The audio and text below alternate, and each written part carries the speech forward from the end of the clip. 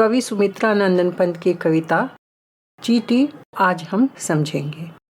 चींटी नामक कविता बहुत ही छोटी लेकिन उतनी ही सारगर्भित है। एक छोटा सा जीव है चींटी, लेकिन उसकी जो जीवनचर्या है वह हर मनुष्य के लिए अनुकरणीय है। तो पहला पद है इसका। चींटी को देखा वह सरल विरल काली रेखा, तमके तागे सी जो हिलडुल, चलती लघुपद पल पल मिलजुल, यह है पिपीलिका पाती।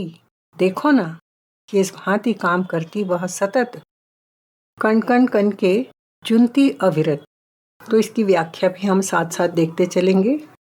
इसके लिए हम व्याख्या करने से पहले संकेत लिखेंगे, जैसा कि आप यहाँ पर देख रहे हैं। प्रसंग है, प्रस्तुत पंक्तियाँ काव्य संग्रह काव्यानुभूति की कविता चींटी से ली गई है। इसके कवि सुमित्रा नंदन पंत हैं। संदर्भ है, चींटी के गुणों को बताया गया है। व्याख्या, कवि चींटी के हर समय काम करते रहने का वर्णन करते हुए कहते हैं कि क्या आपने कभी ध्यान से चींटी को देखा है? और वह सीधी तथा पतली एक लाइन में पंक्ति है या रेखा है जो काले धागे के समान दिखाई देती है। वह हिलती डुलती अपने छोटे छोटे पैरों से मिलती जुलती चलती है। वह चींटियों की रेखा है, वह उसकी पंक्ति है, उसकी लाइन है। वह एक कतार में चलती है। पिपीलिका की भांति अर्थात उसकी पंक्ति है। पिपीलिका अर्थात चींटी, यह उसकी पंक्ति है, कतार है, लाइन है चींटियों की। पिपीलिका का अर्थ है चींटी। आगे वे कहते हैं कि क्या तुम उसको नहीं देखते हो कि वह कितनी मेहनत करती है। वह एक एक कण या खंड को इकट्ठा करती है, छोटे छोटे टुकड़ों को अपने वजन से कई गुना अधिक दाने इकट्ठे करती है, मेहनती है और अविरत बिना रुके काम करती रहती है। इसके विशेषता हम देखेंगे। चींटी एक छोटा सा जीव है, लेकिन उसका काम के प्रति समर्पण अनुकरणीय है। कभी आराम नहीं करती, कभी काम नहीं रोकती, मानो काम ही उसकी ऊर्जा है, मानो काम ही उसको ऊर्जा देता है। और उसके बाद अगला बिंदु आता है शब्दार्थ। तो यहाँ कुछ शब्दों के अर्थ दिए हैं जो आपको परीक्षा में भी इसी प्रकार कठिन शब्दों के अर्थ लिखना होगा। अगर आप अच्छे अंक प्राप्त करना चाहते हैं तो इस फॉर्मेट को फॉलो कीजिए। अब अगले पदों में हम केवल व्याख्या देखते चलेंगे।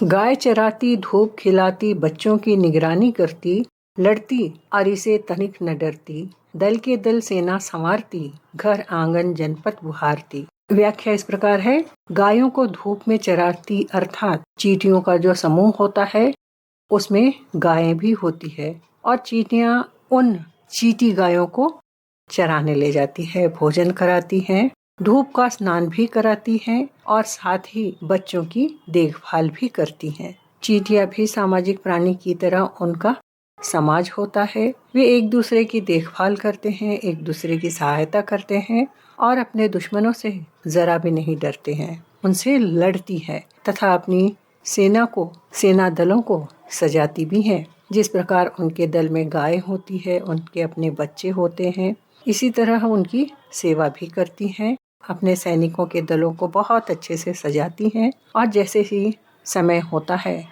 घर जाने का तो अपने घर चली जाती है। आते जाते सारा घर आंगन रास्ता साफ कर लेती हैं। तो जिस प्रकार एक मनुष्य को अच्छा नागरिक होने के कुछ गुण होते हैं, वैसे ही इन चींटियों में भी हम अच्छे नागरिकों के गुण देखते हैं। विशेषता है, अनुशासन में एक पंक्ति में चलती हैं और मिलजुल कर रहती हैं, दूसरों की सहायता करती हैं, अपनी जिम्मेदारियां पूरे तरीके से उठाती हैं, साथ ही साफ सफाई का ध्यान भी रखती है। अर्थात हम देखते हैं कि जिस प्रकार मनुष्य से अपेक्षा की जाती है कि वे एक अच्छे नागरिक बने, उसी प्रकार चींटियां भी एक अच्छे नागरिक होते हैं। उनसे हमें सीख लेना चाहिए।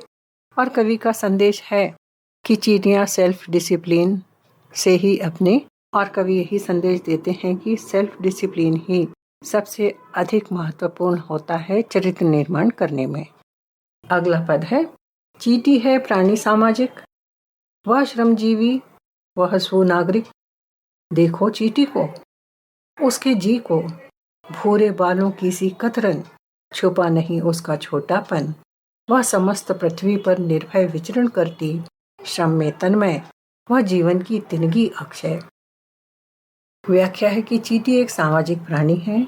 चींटी का अपना समाज होता है। उसी के साथ चींटी हिल मिल कर नियम पूर्वक रहती है। बहुत मेहनती है, मेहनत करके अपना जीवन बिताती है। उसमें एक अच्छे नागरिक के सभी गुण होते हैं। कवि कहते हैं कि तुमने चींटी को ध्यान से देखा होगा। वह एक छोटा सा जीव है, परंतु उसका हृदय बहुत बड़ा है।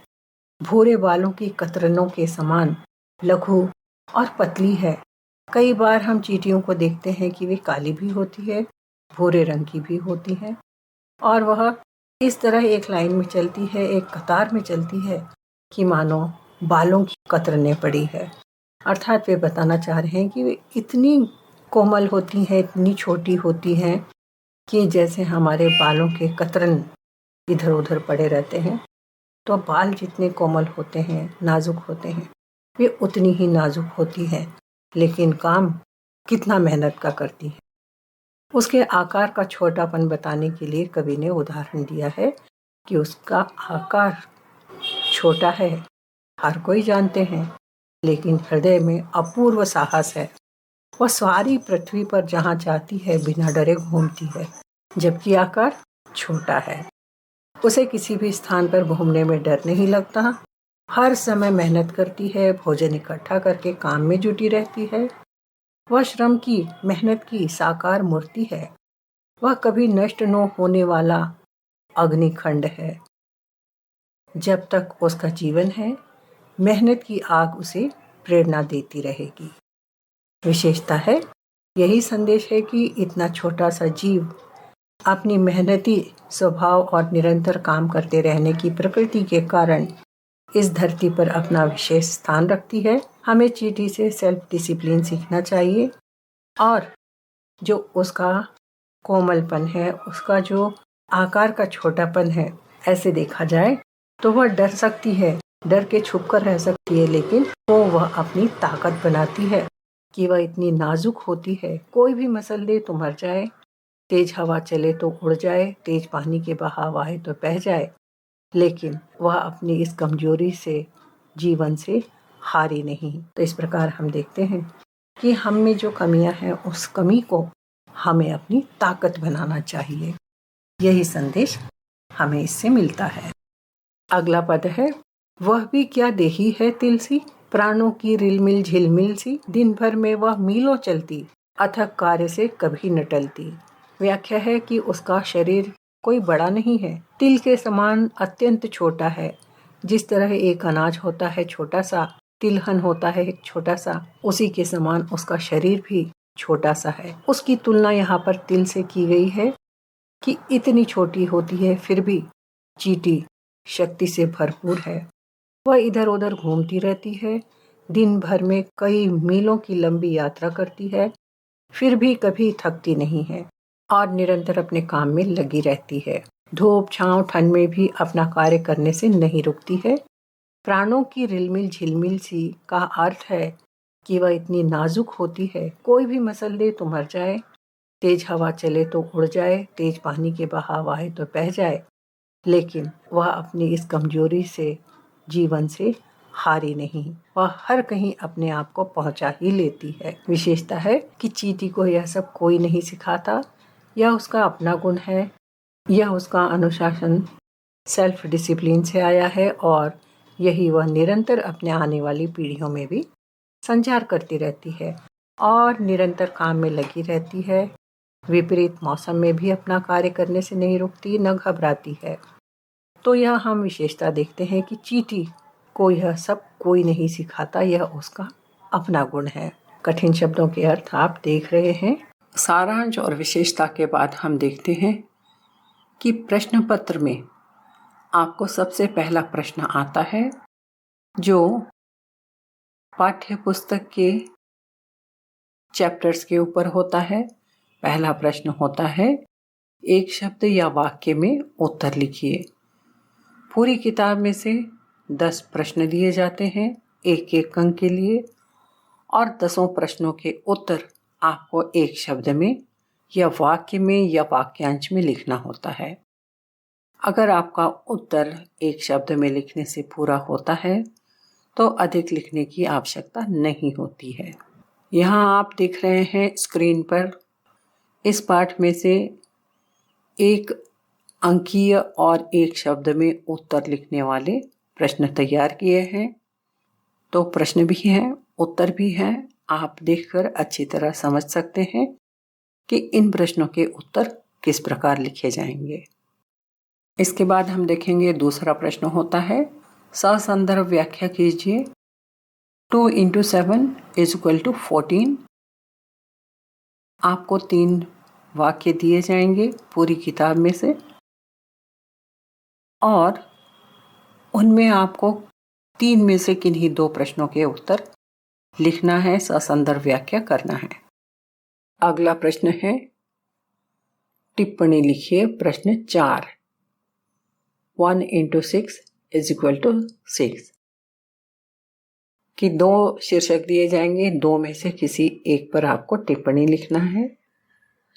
2 में से आप जो भी प्रश्न लिख रहे हैं उसका शीर्षक लिखा जाएगा। उसके बाद उस शीर्षक का परिचय दिया जाएगा कि यह कहाँ पर संकलित है, किताब का नाम क्या है, पाठ का नाम क्या है, लेखक का नाम क्या है, और उसके बाद जो भी शीर्षक है उसके ऊपर एक शॉर्ट नोट लिखा जाएगा 6 अंक के लिए। तो यहाँ सभी प्रश्नों में आपको ध्यान रखना है कि जो भी उत्तर आप लिख रहे हैं कितने अंक के लिए लिखना है, क्योंकि कई बार ऐसा होता है कि ऐसे शीर्षक दिए जाते हैं जिस पर हम बहुत कुछ लिख सकते हैं, लेकिन साथ ही हमें वह भी ध्यान देना है कि कितने अंक के लिए लिखना है, तो आपको अधिक लिखने की आवश्यकता नहीं है। उसी प्रकार प्रश्न 3 में आपको विस्तार पूर्वक उत्तर लिखना है, जिसमें स्टोरी या जो भी गद्य है वह पूर्ण रूप से समराइज हो सके। तो इस प्रकार हम देखते हैं कि आपकी जो पाठ्य पुस्तक है उस पर आधारित चारों प्रश्न यहाँ पर पूरे होते हैं और इसके अतिरिक्त सिलेबस जो है उसको हम अगली वीडियो में कवर करेंगे। धन्यवाद। टिप्पणी, चिट्ठी पर टिप्पणी हम इस प्रकार लिखेंगे कि पहले उसका परिचय देंगे। यह शीर्षक हमारे काव्य संग्रह काव्यानुभूति की कविता चीटी से ली गई है और इसके कवि सुमित्रा नंदन पंत है। इसके बाद हम टिप्पणी इस प्रकार लिखेंगे कि चीटी समाज में रहने वाला प्राणी है जो कठिन परिश्रमी है एवं एक अच्छी नागरिक है। चीटी का शरीर भूरे बालों की कतरन के समान छोटा सा और पतला है। उसके आकार का छोटापन विश्वविख्यात है, परंतु उसका हृदय असीम साहस से भरा होता है। वह संपूर्ण पृथ्वी पर निडर होकर घूमती रहती है तथा पूरी लगन से अपने कार्य में लगी रहती है। इतना ही नहीं, चीटी इस धरती पर इतनी छोटी और कोमल जीव है कि उसे कोई भी मसल सकता है, हवा में उड़ सकती है, पानी में बह सकती है, लेकिन इतनी कठिनाई के बाद भी वह दिन रात काम करती रहती है, जिसे हम मनुष्यों ने उससे सीखना चाहिए। अपने समाज में रहती है तो अपने गायों की सेवा करती है, उन्हें धूप खिलाती है, बच्चों की निगरानी करती है, सेना दल को सजाती है आदि। इससे उसके सामाजिक गुणों का पता लगता है जो हमें भी सीखना चाहिए और साथ ही साथ वे अच्छे नागरिक भी होती हैं। वह नागरिक के गुण भी हमें सीखना चाहिए।